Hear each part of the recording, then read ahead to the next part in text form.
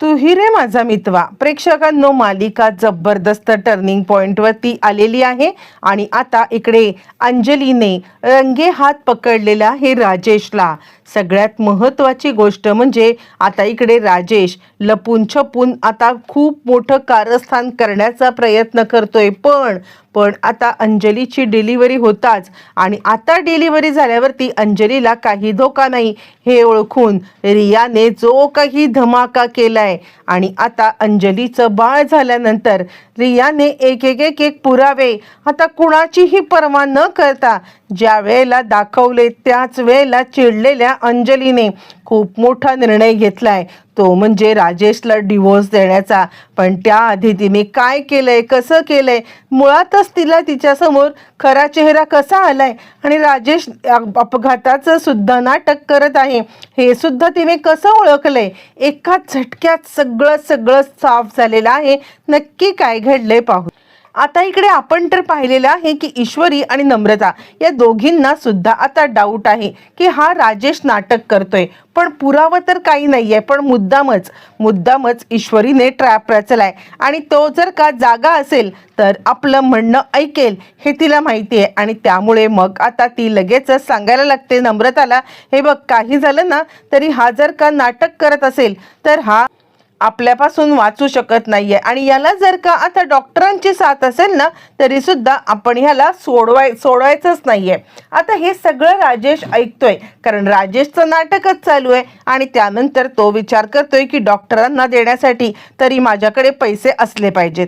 तोपर्यंत इकडे आता अंजलीची डिलिव्हरी सुद्धा झालेली आहे आणि डिलिव्हरी झाल्यावरती मग आता इकडे अंजलीने मोठा निर्णय घेतलाय. आता मूर्ख अंजलीला आपलं कोण परक कोण याच्यामधला बेअक्कल काही कळत नसल्या कारणाने ती आता अर्णव आणि ईश्वरी या दोघांना पण बाळाला आपल्याजवळ घेण्यासाठी मनाई करते आणि ती सांगायला लागते काही झालं तरी सुद्धा तुम्ही दोघांनी अजिबात बाळाला हात लावायचा नाही, म्हणजे तुमची सावली सुद्धा बाळावरती पडता कामा नये असा धडधडीत तिने आता सगळ्यांच्या समोर इशारा दिलेला आहे. अर्णव आणि ईश्वरी दोघ जण बिचारे खूपच अस्वस्थ झालेले आहेत आणि अर्णव आता म्हणायला लागले, हे काय चाललंय ताई तुझं, असं का करतेयस तू. पण ती काही ऐकायला तयार नाहीये प्रेक्षकांनो. आणि मग त्यानंतर इकडे आता तोपर्यंत ईश्वरी अर्णवला सांगते, तुम्ही चिंता करू नका, काहीही झालं ना तरी सुद्धा मी तुम्हाला तुमच्या भाच्याची भेट घडवून देणार म्हणजे देणारच. आणि त्यानंतर मग आता अर्णव आणि ईश्वरी या दोघांनी आपण तर पाहिलंय की छानपैकी आता डॉक्टरांनी नर्सचा वेश घेतलाय आणि आपल्या भाच्याला पाहिलेला आहे. त्यानंतर भाच्याला पाहिल्यावरती फायनली आता मात्र अर्णव म्हणतोय, बाद झालं, काहीही झालं ना तरी आपण ताईच्या डिलिव्हरीची वाट पाहत होतो आणि ताईच्या डिलिव्हरीची वाट पाहत असताना आता मात्र तिची डिलिव्हरी सुद्धा झालेली आहे आणि त्याचमुळे आता तिच्यासमोर सत्य आणलंच पाहिजे. त्यावरती ईश्वरी आता सांगायला लागते, या बाळाची शपथ घेऊन मी सांगते आता मात्र याचं आणि अंजलीताईंचं भवितव्य धोक्यात आता आपण काही आणायचं नाहीये.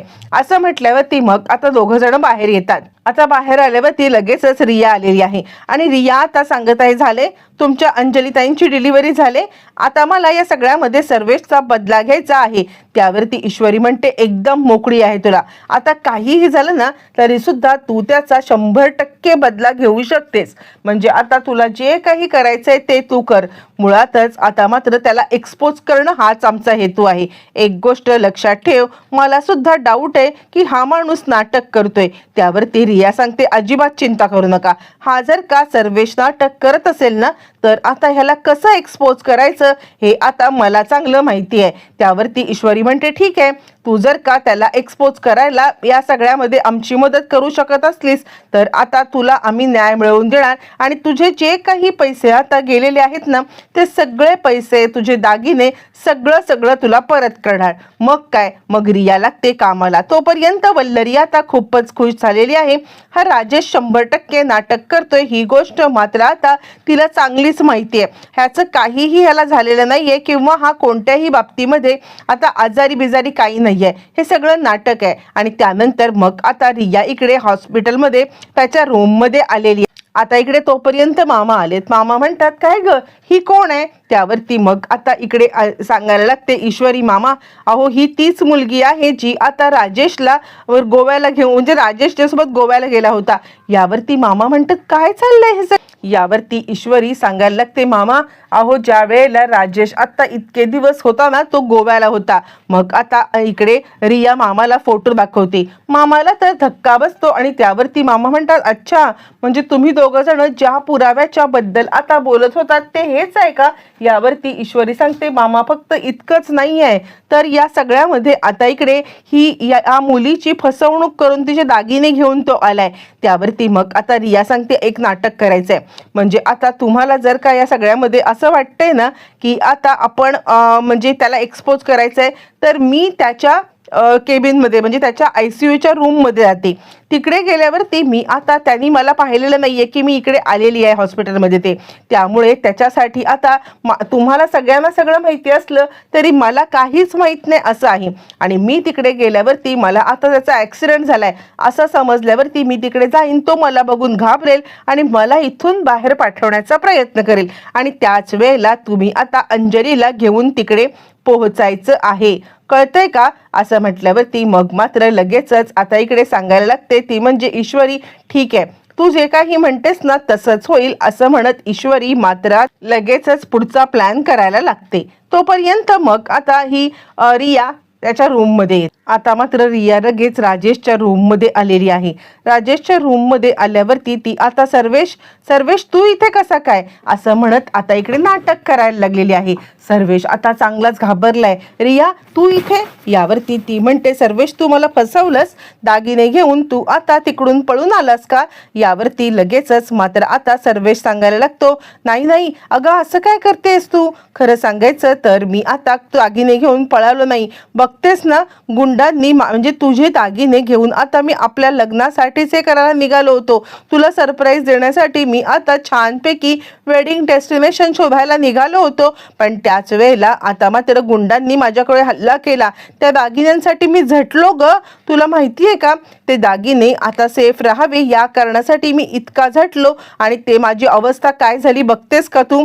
असं म्हटल्यावरती मग आता लगेचच ती सांगायला लागते, खरंच काय बोलतोयस तू? मला तर असं वाटलं होतं की तू आता मला फसवून दागिने घेऊन चोरून गेलास. तो म्हणतो, असं मी कधीतरी करेन का?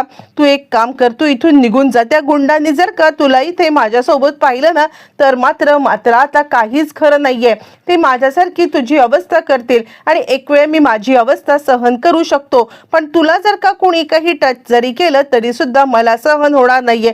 तू आत्ताच्या आत्ता निघ बरं इथून, असं म्हणत तो तिला बोलतोय. आता हाच डाव आहे रियाचा की हे सगळं बोलणं आता इकडे ऐकावं ते म्हणजे अंजलीने, जेणेकरून सगळं सत्य समोर येईल आणि मला याला धडा शिकवता येईल. पण आता अंजली इकडे रूम मध्ये आणि अर्णव ईश्वरी तिला काही सांगायला आलेले आहेत आणि अर्णव आणि ईश्वरी तिला सांगतात, अंजली ताई चल लवकर, तुला काहीतरी आम्हाला दाखवायचं आहे. यावरती अंजली सांगते, आई म्हणजे आजी तू ह्यांना आत्ताच्या आत्ता सांग जायला इथून. 48 तास कधीच उलटून गेलेले आहेत आणि हे 48 तास उलटून त्यांना आता पुरावे देता आले नाही, आता काय सांगायचं त्यांना? यावरती ईश्वरी सांगते, ताई आत्ताच्या आत्ता फक्त माझ्यासोबत चला, तुम्हाला मी काहीही सांगायची गरज पडणार नाहीये, तुम्ही स्वतःच्या डोळ्यांनी जे काही पाहाल ना ते सगळं आता तुम्हाला समजेल. असं म्हटल्यावरती ती सांगते, आजी हिला सांग इथून जायला. आजी म्हणते, फक्त एकदा जर का ते सगळेजण म्हणतायत ना की आता तू हे सगळं बघ तर एकदा बघून घे ना. असं म्हटल्यावरती मग आता लगेचच इकडे अंजली सांगते, या वेळेला आता मी एकदा येतेय, पण त्यानंतर राजेश एकदा शुद्धीवरती आले की हिला जेलमध्ये जाण्यासाठी मी आता कोणाची वाट पाहणार नाहीये. मग काहीही झालं तरी सुद्धा हिला जेलमध्ये पाठवणार म्हणजे पाठवणारच. असं म्हटल्यावरती आजी सांगते, जा तुला जे काही करायचं ते कर. तोपर्यंत इकडे आता राजेशला ती सांगते, काय रे तू तर ICU मध्ये ऍडमिट होतास, मग आत्ता कसा बोलायला लागलास? यावरती राजेश म्हणतो, अगं तितकं काही मला झालेलं नाहीये, पण त्या गुंडांपासून वाचण्यासाठी मी हे फक्त नाटक करतोय, कळतंय का तू? असं म्हटल्यावरती ती म्हणते, पण मग डॉक्टरांचं कसं काय? आता ह्या दोघांना म्हणजे रियाला माहिती आहे की हे सगळं अंजलीला ऐकवण्यासाठीच ती बोलते, पण आता सर्वेशला अजिबात माहित नाहीये की आता हे सगळं आपलं बोलणं अंजली ऐकती आहे. आणि त्यावरती तो सांगायला लागतो, काही नाही, डॉक्टरांना मॅनेज केलंय मी, पैसे आता दिलेत मी डॉक्टरांना, त्यामुळे काहीच चिंता करायची गरज नाहीये. हे बघ तू चिंता करू नकोस, पण तू इथून जा. त्या गुंडांनी जर का तुला माझ्या सोबत पाहिलं केलं ना तर आता तुझं काही खैर नाहीये, तुला या सगळ्यामध्ये आता मात्र ते तुला पण मारून टाकतील आणि हे मी अजिबात सहन करू शकत नाहीये असं म्हटल्यावरती अंजली दारातून हे दृश्य पाहती आहे. अंजली पाहते आहे की आता सर्वेशने म्हणजेच राजेशने तिचा हात पकडलाय, हात पकडून तिच्याशी गोड गोड बोलतोय आणि ह्याला काहीच झालेलं नाहीये आणि आपण या सगळ्याचा ब्लेम मात्र ईश्वरी आणि अर्णव यांच्यावरती घेतलाय. त्यानंतर मग आता अर्णव ईश्वरी तिला आधार देतात आणि त्यानंतर तोपर्यंत इकडे रिया सगळं बोलणं काढून घे. रिया आता त्याला सांगते, तू मला सांग तुझं माझ्यावरती प्रेम आहे किंवा नाहीये, मला आता खरंच का ही गोष्टी कळतच नाहीयेत असं म्हटल्यावरती आता इकडे तो सांगायला लागतो, माझं तुझ्यावरतीच प्रेम आहे, मी तुझ्याशीच लग्न करणार आहे. हे बघ मी ते दागिने घेऊन आता लग्नाच्या ह्याच्याला पोहोचू, आत्ता निघू का, पण त्या गुंडांनी माझं काही केलं तर. यावरती ती म्हणते, पण तुझं खरंच आहे ना माझ्यावरती प्रेम आणि तुझी ती प्रेग्नेंट बहीण. यावरती तो सांगायला लागतो, अगं ती मूर्ख आहे, तिच्याचमुळे हा सगळा प्रकार घडलाय, तू चिंता करू नकोस, तू आत्ता इथून निघून जा, माझं तुझ्यावरती खूप प्रेम आहे आणि या सगळ्यामध्ये मी तुझाच आहे, फक्त तुझाच आहे असं म्हटल्यावरती आता मात्र अंजलीच्या रागाचा पारा इतका चढलाय आणि अंजलीला इतका राग आलाय की आतापर्यंत जे काही चाललं होतं नाटक, तडक अंजली तिकडे आले, त्याच्या तोंडावरचं मास्क काढले आणि नालायक माणसा हे सगळं काय करत होतास असं म्हणत त्याला आता चांगलंच फटकारले. आता बेसावत असलेल्या इकडे आता राजेशला काहीच कळायला मार्ग नाहीये. अचानकपणे अंजलीने इकडे आता आतमध्ये येताच त्याला तर 440 वोल्टचा झटका बसलाय आणि तो या सगळ्यामध्ये हदरलाय. तू इथे?